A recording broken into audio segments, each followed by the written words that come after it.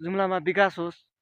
खालि च्याउ फलाउने हो, मार्सी खाने हो, त्यसले चल्दैन क्या। पोहोर ज्ञानेश साईज्यू तपाईँलाई पोहोर भोट हाम्रो चाहिँ तपाईँले नै गएको हो। एकचोटि चाहिँ हामी तारालाई हाल्ने हो। हेलो गाइज, फेरि पनि तपाईँहरूले मेरो च्यानलमा स्वागत छ।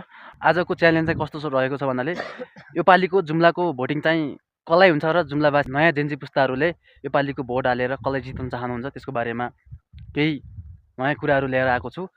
र 21 गते हुने चुनाव एकदम भव्य, एकदम अलि धमाकादार चुनाव छ।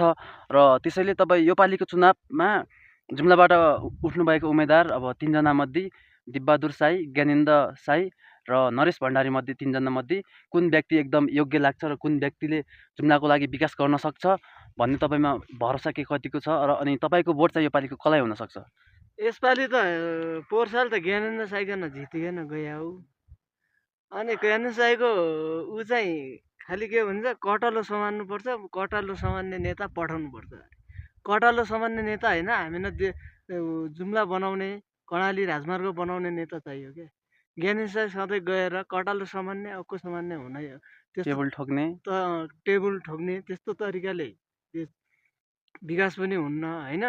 अघिल्लोचोटि ज्ञानेन्द्र साईले जिताएर पठाइदिएको, एकचोटि त सिधै तारामा हाल्ने हो भोट। नरेश भण्डारीलाई नै जिताउने हो एकचोटि। त्यो अब स्वास्थ्य विज्ञान प्रतिष्ठान ल्यायो, अनि तल पुल बन्यो, चुकेनी ल्यायो, त्यो नै हो। ज्ञानेन्द्र साईज्यू खालि के भन्न चाहनुहुन्छ भने खालि माथि गएर जनताको उसको नेताको कटालो समान्ने, नेताको कटालो समातेर होइन क्या, देश बनाउनलाई कटालो होइन क्या।